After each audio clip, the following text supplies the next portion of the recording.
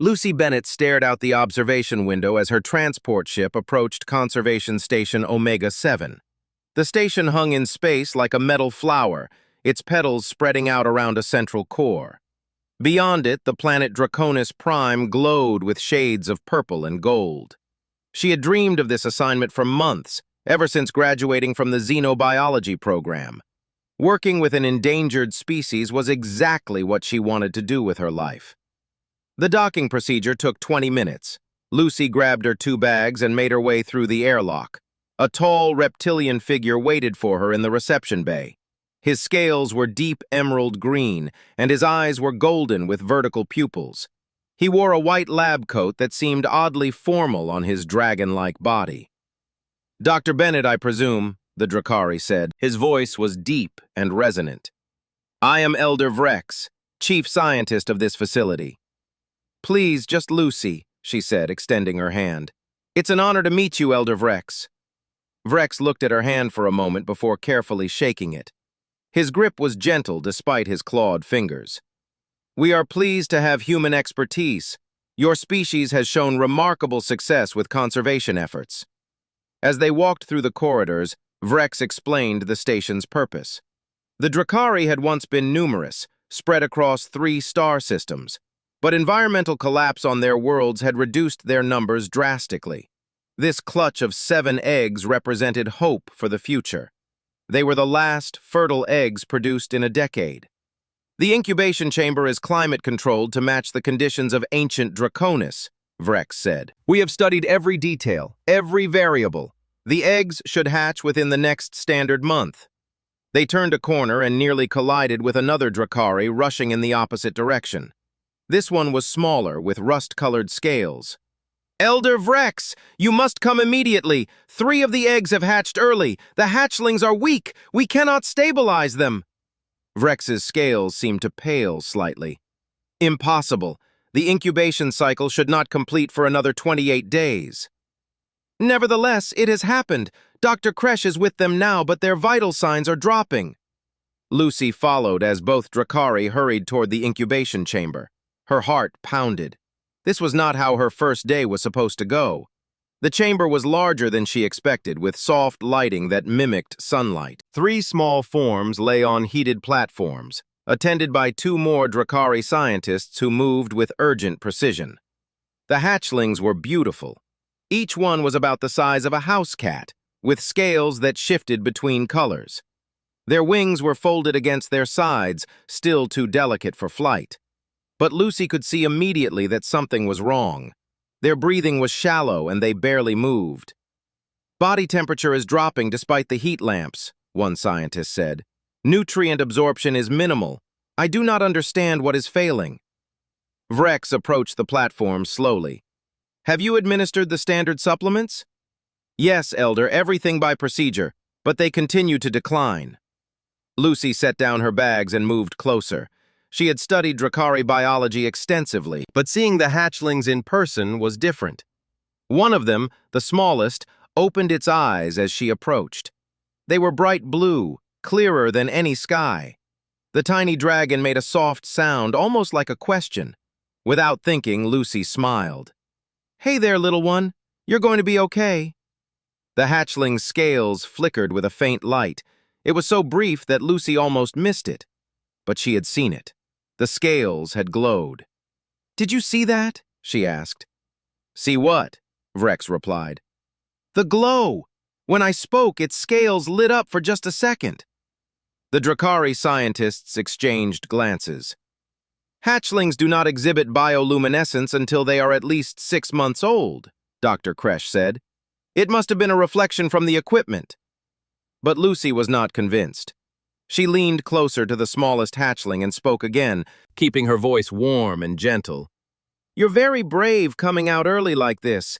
I bet you were curious about the world." Again, the flicker of light. This time it lasted longer, a soft golden glow that spread across the hatchling's scales before fading. "There! Did you see it that time?" Vrex moved beside her, his golden eyes fixed on the hatchling. "Speak again." Lucy reached out slowly, letting the hatchling see her hand. "It's nice to meet you. I'm Lucy. I'm here to help take care of you and your siblings." The glow came back stronger. The other two hatchlings, as if responding to their sibling, also began to emit faint light. The Drakari scientists stood frozen, watching something they had never seen before. "This is not possible," Dr. Kresh whispered. "The bioluminescent organs should not be developed enough to function." Vrex tilted his head, studying Lucy with new interest. "What are you doing differently? What technique is this?" Lucy felt confused. "I'm not doing anything special. I'm just talking to them." "We have been talking to them, providing verbal stimulation as the protocols require." "Maybe it's not what I'm saying. Maybe it's how I'm saying it." Lucy thought about the difference. When the Drakari spoke, their voices were formal and measured.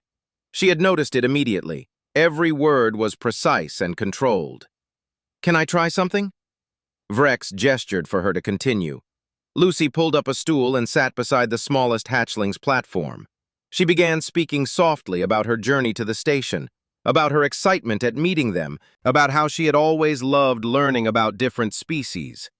She let warmth flow into her words, the same way she would talk to a frightened puppy or a crying child back home. The hatchling's glow grew brighter and steadier. Its breathing deepened, and its vital signs, displayed on the monitor above, began to improve. "Remarkable," Vrex said quietly. Lucy smiled at the tiny dragon, and in that moment, the hatchling blazed with golden light so bright that everyone in the room had to shield their eyes. The next morning, Lucy arrived at the incubation chamber before the station's artificial dawn cycle began. She had barely slept, her mind racing with questions about what she had witnessed. Elder Vrex was already there, standing motionless before the platforms where the three hatchlings rested. In the dim light, she could see the faint glow still emanating from their scales. "They have maintained the luminescence throughout the night," Vrex said without turning. "Their vital signs have stabilized at 70% of normal range, better than yesterday but still concerning." Lucy approached the smallest hatchling. Its eyes opened immediately and the glow brightened. "Good morning, little one. Did you sleep well?" "You have named them?" Vrex asked. "Not officially, but I've been thinking about it. This one could be Ember, because the glow starts small like a little ember and then grows. That one could be Spark, and the larger one could be Flare. The Drakari do not name our young until they complete their first year of life. It is tradition." Lucy looked at the hatchlings and then back at Vrex. Maybe that's part of the problem. Before Vrex could respond, the chamber doors opened. A human man entered, carrying a tablet and a thermal container that smelled like coffee. He was in his early 30s with brown hair and glasses that reflected the chamber's soft lighting.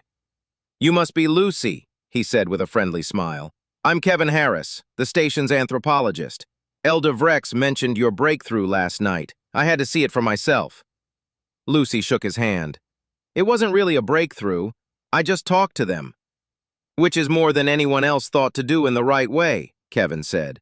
He nodded respectfully to Vrex. "No offense intended, Elder." "None taken. I am beginning to suspect that our methods have been insufficient." Vrex's tail swished slowly behind him, a sign of agitation that Lucy had learned about in her studies. Kevin set down his tablet and approached the platforms carefully. "I've been studying Drakari culture for 5 years.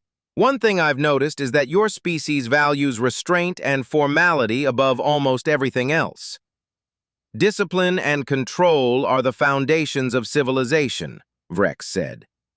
"Maybe," Kevin replied, "but I've also been reading the old texts in your archive, the really old ones from before your people reached the stars. There are references to something called the Lightbringers." Vrex's scales shifted slightly, a color change that Lucy had not seen before. "Those are children's stories, legends." "Are they?" "Because the texts describe beings who could awaken the inner fire of hatchlings. They say that without the Lightbringers, young Drakari would remain dim and weak." Lucy felt a chill run down her spine. "You think the legends were about emotional connection?" "I think the Drakari might have forgotten something important about raising their young," Kevin said. Somewhere along the way, formality replaced warmth. Vrex was quiet for a long moment. When he spoke, his voice was softer than before. My people have suffered many losses. We became focused on survival, on preserving what remained. Perhaps in protecting our traditions, we lost the spirit behind them. Lucy reached out and gently stroked Ember's head. The tiny dragon leaned into her touch, and the glow intensified. They respond to genuine feeling. When I smile at them, when I show them joy and affection, they light up. It's like they feed on positive emotions. That would explain why traditional incubation methods have been failing, Kevin said, pulling up data on his tablet. Look at the birth rates over the past 2 centuries. They've been declining steadily. What if hatchlings need emotional warmth as much as they need physical warmth? Vrex moved closer to the platforms. He extended one clawed hand toward Spark, hesitated, then pulled back. I do not know how to provide what you describe. We are taught from hatching to control our emotions, to never let feelings override logic. Maybe you could try thinking of it differently, Lucy suggested. It's not about losing control, it's about sharing something true. When you look at these hatchlings, what do you feel? Vrex stared at Spark for a long time. Hope, he finally said. And fear. Hope that they will survive. Fear that we have already failed them. That's honest, that's real. Can you show them that? Vrex reached out again, this time letting his hand rest gently on Spark's back. He closed his eyes. You are precious to us, he said quietly. You represent the future of our people. We need you to be strong. Spark's glow flickered, then grew slightly brighter. It was not as dramatic as the response to Lucy, but it was there. Kevin grinned. Progress. Over the next several hours, Lucy worked with the 3 hatchlings while Kevin helped Vrex access the ancient archives. They discovered that the old Drakari language had dozens of words for different types of affection and warmth that no longer existed in the modern vocabulary. The culture had slowly erased emotional expression from daily life. Lucy began a routine with each hatchling. She would talk to them, sing soft songs her mother had sung to her as a child, and tell them stories about Earth and the other worlds she had visited. Ember responded most strongly to gentle touches and whispered words. Spark seemed to love hearing about adventures and explorations. Flare grew brighter when Lucy laughed. By midday, all 3 hatchlings were eating properly for the first time since hatching. Their body temperatures stabilized at normal range. The glow had become constant, pulsing gently like a heartbeat made of light. Then something unexpected happened. The 4 remaining eggs, still in their incubation pods, began showing unusual energy readings. The monitors detected increased metabolic activity and rising internal temperatures. Dr. Kresh rushed into the chamber, his rust-colored scales standing on end. The other eggs are responding. Their development has accelerated. They may hatch within days instead of weeks. Lucy looked at the eggs, then at the 3 hatchlings, then at her own 2 hands. I can't care for 7 hatchlings by myself. You will not have to, Vrex said. He had been practicing smiling, though the expression still looked awkward on his reptilian features. Every time he tried, Spark would glow a little brighter. I will request additional support staff. Kevin was already typing on his tablet. I'm putting out a call to the human ships in this sector. We need people who are naturally warm and nurturing. The chamber doors hissed open. A tall, thin alien in an official uniform entered. His species was Zentari, known for their bureaucratic precision. I am Commissioner Zelt, he announced. I have come to evaluate this facility's compliance with standard conservation protocols. He looked around the chamber, his 4 eyes taking in every detail. When his gaze landed on Lucy sitting beside the hatchlings, his expression hardened. This is highly irregular. Conservation guidelines clearly state that interaction with specimens should be minimized to prevent contamination of natural development patterns. Lucy felt her stomach drop. But they were dying. This approach saved them. That remains to be seen. I will be conducting a full review. Until my report is complete, all experimental procedures are suspended. Commissioner Zelt turned to Lucy. You are hereby removed from direct contact with the specimens, effective immediately. Lucy stood frozen, unable to believe what she had just heard. Commissioner Zelt crossed his long arms, his 4 eyes blinking in sequence as he waited for her to comply. Behind him, Elder Vrex's scales had darkened to a deep forest green, a color Lucy now recognized as distress. Commissioner, with respect, removing Dr. Bennett would be harmful to the hatchlings, Vrex said, his voice tight with controlled emotion. They have bonded with her. Their health depends on her presence. Bonding is precisely the problem, Zelt replied. These creatures must learn independence, not reliance on alien caretakers. The protocols exist for good reasons, Elder Vrex. Emotional attachment clouds scientific judgment. Kevin stepped forward. The data supports Lucy's methods. The hatchlings were failing under standard protocols. Her approach brought them back from critical condition. Correlation is not causation, Dr. Harris. Perhaps they simply needed more time to adjust after premature hatching. Zelt pulled out a handheld device and began making notes. I am ordering the implementation of proven isolation incubation technology. The hatchlings will be placed in individual sterile environments with controlled stimulus and automated feeding systems. No! Lucy said, louder than she intended. All 3 hatchlings reacted to her distress, their glows dimming noticeably. Please, you can't separate them. They need connection, not isolation.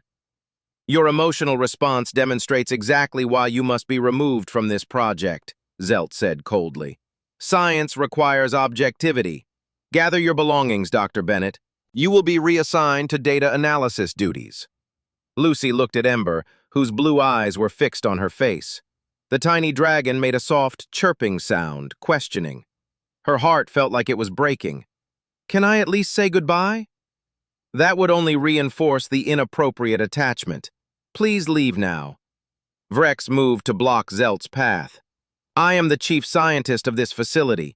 I have the authority to determine treatment protocols for the specimens in my care. And I am the conservation commissioner for this entire sector. My authority supersedes yours, Elder. Zelt's voice remained calm, which somehow made his words feel colder. Do not make this difficult. Lucy felt Kevin's hand on her shoulder, gently guiding her toward the door. She walked backward, keeping her eyes on the 3 hatchlings as long as possible. Their glows were fading with each step she took. Just before the doors closed, she saw Ember try to climb off the platform, too weak to manage it, calling out with a sound that pierced her heart. Kevin led her to the station's observation lounge, where large windows showed the stars beyond. Lucy sank into a chair and put her face in her hands. She did not cry, but the urge was there, pressing against her chest like a physical weight. This is wrong, she said. Those hatchlings need warmth and connection. Putting them in isolation will kill them. I know, Kevin said quietly. He sat beside her and opened his tablet. But Zelt has the legal authority to enforce standard protocols. Fighting him directly won't work. Then what do we do? We find proof that your way is the right way, something so undeniable that even a bureaucrat like Zelt can't ignore it. Kevin pulled up files on his screen. I've been digging through the Drakari archives all morning. Look at this. He showed her a translation of an ancient text. The language was poetic and hard to follow, but certain phrases stood out. The warmth of souls ignites the inner flame. Without the light-bringers, hatchlings remain in shadow. A young dragon's fire is kindled not by heat alone, but by the spark of love freely given. Light-bringers, Lucy whispered. That's what we are. That's what the hatchlings need. Exactly. But we need to present this to Vrex in a way that helps him convince Zelt. Cultural tradition might carry weight where scientific data doesn't. They spent the next 3 hours going through every ancient text they could find. The pattern became clear. Before the Drakari became a spacefaring civilization, before they built their formal society based on logic and restraint, they had raised their young with song and touch and openly expressed affection. The shift had happened gradually over centuries, so slowly that no one noticed what was being lost. Meanwhile, in the incubation chamber, the situation was deteriorating. Lucy and Kevin could monitor the hatchlings' vital signs remotely. Within 2 hours of Lucy's removal, all three had stopped eating. Their body temperatures began to drop despite the heat lamps. The glow that had become constant was now flickering weakly, like candles in a strong wind. Elder Vrex contacted Kevin with increasing urgency. "Dr. Harris, the hatchlings are in decline. Commissioner Zelt insists this is normal adjustment." "But I know better." Ember has entered critical condition. Her breathing is shallow and irregular. Lucy grabbed the communicator. "Elder Vrex, you have to override him. You have to let me back in." "I am trying to find a legal justification. Zelt has threatened to report me to the Galactic Conservation Board if I violate his orders." "Then let him report you! Those babies are dying!" There was a long silence. When Vrex spoke again, his voice was different, stronger. "You are correct, Dr. Bennett. I have spent too long following rules without questioning their wisdom. The hatchlings are more important than my career." 20 minutes later, Lucy was running through the corridors with Kevin close behind. Vrex had sent security codes that would override Zelt's lockout. When they reached the incubation chamber, they found Zelt arguing with Vrex, while Dr. Kresh and 2 other Drakari scientists stood uncertainly in the background. "This is insubordination, Elder Vrex. I will have you removed from your position." "Then remove me," Vrex said calmly, "but not until these hatchlings are stable." Lucy did not wait for permission. She went straight to Ember's platform. The tiny dragon was barely breathing, her scales dull and gray. Lucy scooped her up gently, cradling her against her chest. "Hey, Ember, I'm here. I'm so sorry I left. I'm here now, and I'm not leaving again." For a terrible moment, nothing happened. Then Ember's eyes fluttered open. She looked up at Lucy's face, and Lucy smiled through the tears that were now flowing freely. "That's right, sweetie, it's me. You're going to be okay." Ember's scales began to glow, faintly at first, then brighter, then blazing with golden light that filled the entire chamber. The warmth of it was not just physical. Everyone in the room could feel it, a sensation of pure joy and relief and love. Spark and Flare responded immediately, their own glows returning strong and bright. The 3 hatchlings created so much light that it reflected off the metal walls, turning the chamber into something magical. Commissioner Zelt stood speechless, his 4 eyes wide with shock. Even he could not deny what was happening before him. Commissioner Zelt left the station 3 hours later without saying another word to anyone. His report would come eventually, but for now, the hatchlings were safe. Lucy spent the rest of that day in the incubation chamber, moving between Ember, Spark, and Flare, making sure each one received attention and affection. Elder Vrex stayed with her, watching carefully and occasionally attempting to interact with the hatchlings himself. By evening, all 3 young dragons were eating well and playing together on a larger platform that Dr. Kresh had prepared. Their scales shimmered with constant, gentle light, and their movements were energetic and curious. But Lucy was exhausted, and she knew she could not maintain this pace alone. "The other 4 eggs will hatch soon," Vrex said, reading the data on his scanner. "Perhaps within 2 days. The metabolic readings suggest they are developing even faster than the first 3. Lucy looked at her hands. They were trembling slightly from fatigue. "I don't know how to care for 7 hatchlings by myself. They each need individual attention, and there are only so many hours in a day." "I will help," Vrex said, "though I am still learning this approach." "You're doing great," Lucy assured him. She had watched him with Spark earlier, humming something that might have been an old Drakari melody. The hatchling had responded beautifully. "But we need more people who naturally understand how to give warmth and care." Kevin had been working on exactly that problem. The next morning, he brought good news to the observation lounge where Lucy was having breakfast.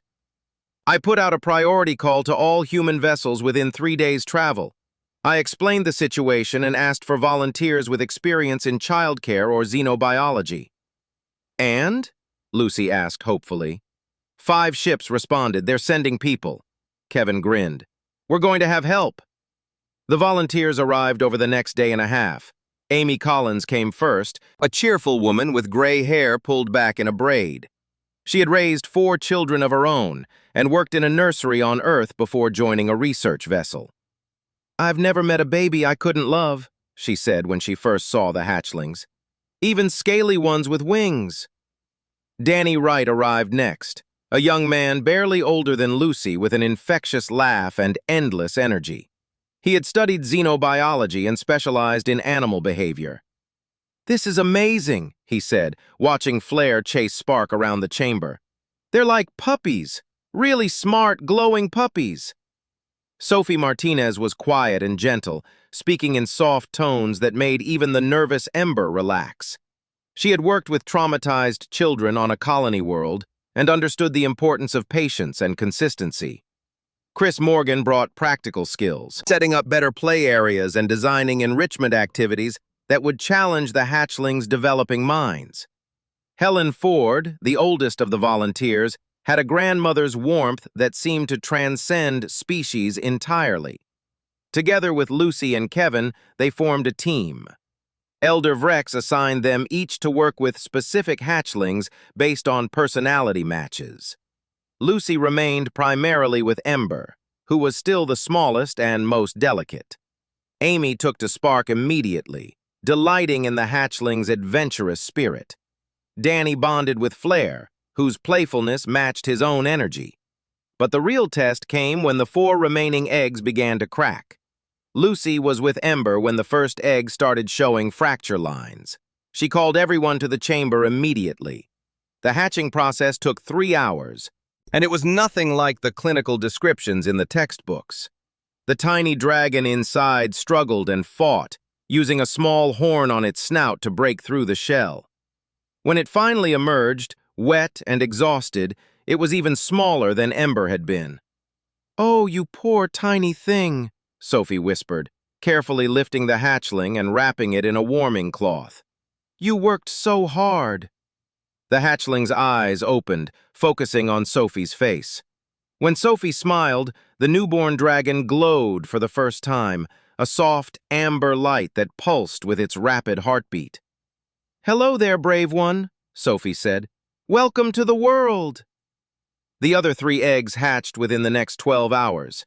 Each emergence was exhausting for the hatchling inside, and each one was immediately welcomed by one of the human caregivers. Chris helped a particularly large hatchling break free, encouraging it with steady words. Helen cradled the last one to hatch, the smallest of all, singing an old lullaby that her own grandmother had taught her. By the time all 7 hatchlings were out of their shells, the incubation chamber looked nothing like the sterile facility it had been a week ago. Blankets and cushions covered the platforms. Toys designed by Chris lay scattered around. The air was filled with soft voices speaking words of encouragement and love. Elder Vrex stood at the entrance, watching the scene with an expression that Lucy had learned to recognize as wonder. Several other Drakari scientists had joined him, drawn by reports of the successful hatchings. "I do not understand," one of them said. "The protocols specify minimal contact during the first week of life, yet these hatchlings are thriving with constant interaction." "Perhaps our protocols were wrong," Vrex said quietly. "Perhaps we forgot something essential about what it means to raise children." Dr. Kresh, who had been observing everything, stepped closer to where Danny was playing a gentle game with Flair. The hatchling was learning to extend its wings, flapping them awkwardly while Danny cheered every attempt. "May I try?" Kresh asked hesitantly. "Of course," Danny said. "Just be encouraging. Let him know you're proud of him." Kresh knelt beside the platform. He watched Flair attempt another wing extension, wobbling and nearly falling over. "That was good," Kresh said stiffly. "Your form is improving." Flair's glow flickered slightly, but did not brighten. "Try being more genuine," Lucy suggested gently. "What do you really feel when you watch him?" Kresh was quiet for a moment. "I feel amazed. When I was young, I never had the courage to try new things. But this hatchling, so small and new to the world, keeps trying even when he fails. It is inspiring." "Tell him that." Kresh looked at Flare again. You inspire me, little one. Your bravery makes me wish I had been more like you. Flare's glow surged bright and warm. The hatchling chirped happily and flapped his wings again, this time managing to lift off the platform for just a second before tumbling down. Kresh reached out instinctively to catch him, and when their eyes met, the Drakari scientist smiled. It was awkward and unpracticed, but it was real. Flare blazed so brightly that everyone in the chamber had to look away. I see, Kresh said softly, still holding the glowing hatchling. I finally see what we have been missing. That night, Lucy stood in the observation lounge with Kevin, watching the stars. Her body ached with tiredness, but her heart felt full. 7 hatchlings were sleeping peacefully in the chamber below, each one glowing softly in their dreams. 7 tiny lives that might never have survived if someone had not questioned the old ways. Do you think this will change things for the Drakari? She asked. I hope so, Kevin said. But change is hard, especially for a culture that has valued tradition for so long. The communication panel beside them chimed. A message was incoming from Draconis Prime, the Drakari homeworld. Kevin opened it, and his expression shifted to concern. What is it? Lucy asked.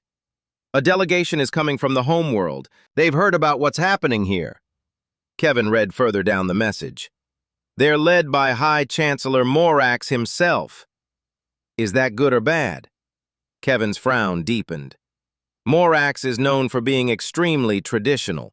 If he disapproves of our methods, he has the authority to override everything we've done. Lucy looked down at the incubation chamber through the transparent floor panel. She could see the soft glow of 7 sleeping hatchlings, each one precious and irreplaceable. Then we'll just have to show him the truth, she said, the same way we showed Commissioner Zelt. But even as she spoke, worry settled in her chest.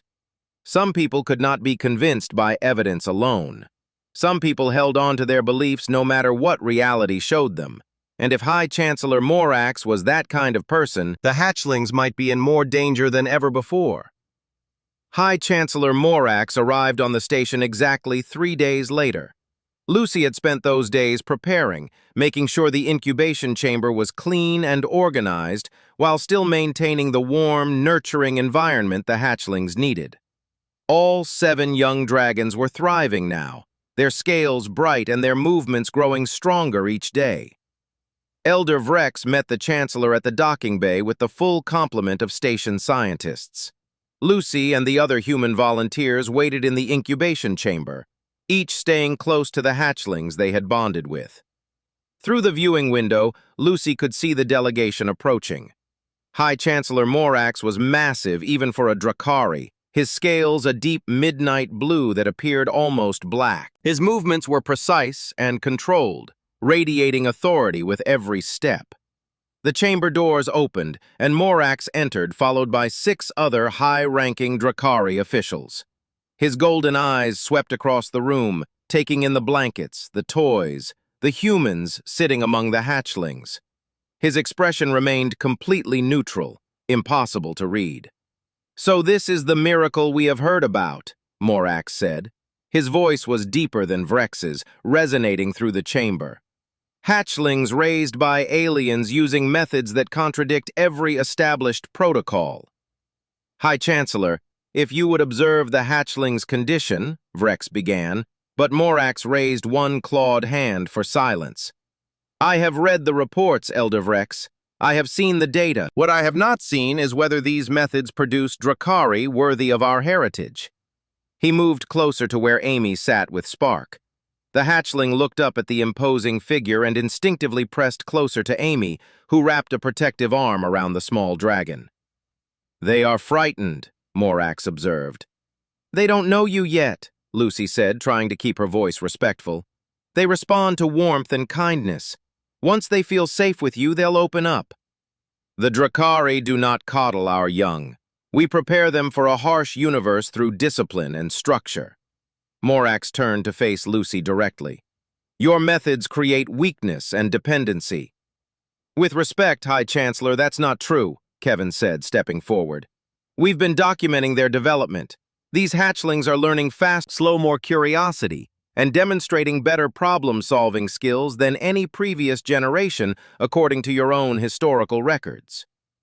Problem-solving is not the same as strength of character. A Drakari must be able to stand alone, to face adversity without crumbling. Morax looked back at Spark, who was still partially hidden behind Amy. This one cannot even face a stranger without hiding. Lucy felt anger rise in her chest, but before she could respond, something unexpected happened. The smallest hatchling, the one Helen had been caring for, waddled across the chamber floor toward Morax.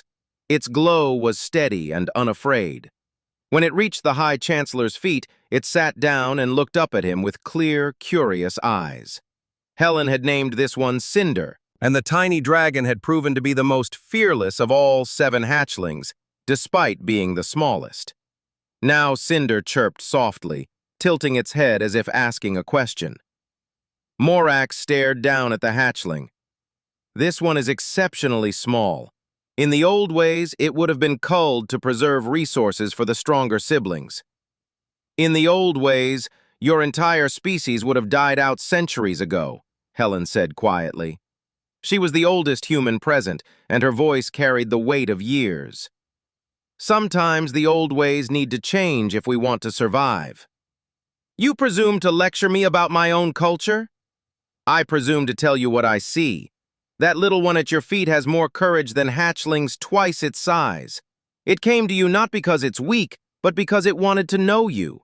That's not dependency, that's trust, and trust is what builds real strength. Morax looked down at Cinder again.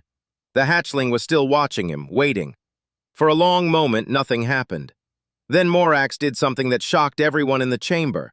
He knelt down, lowering his massive form until he was at eye level with the tiny dragon.